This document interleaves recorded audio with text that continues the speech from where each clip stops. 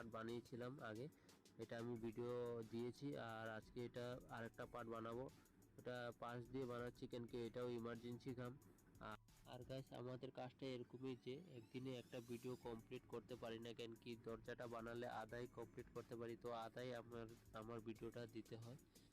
আর guys আমার ভিডিওগুলোতে তোমরা অনেক সাপোর্ট করেছো, তার জন্য তোমাদেরকে অনেক অনেক ধন্যবাদ।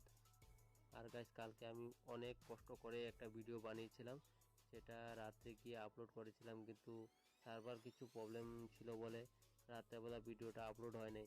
এটা দেখি সকালবেলা আপলোড হয়েছে গাইস, আর এটার ভিতরে এত একটা ভিউজও পাইনি।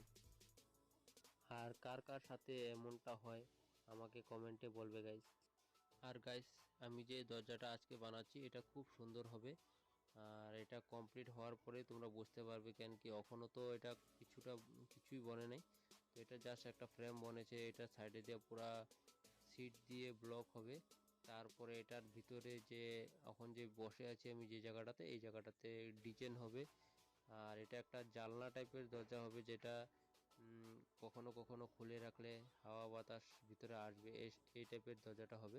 তো আমি এটা পুরাটা দেখাবো, কিন্তু তোমরা ভিডিওতে থাকবে আর ভিডিওটাকে লাইক করবে, কমেন্ট করবে।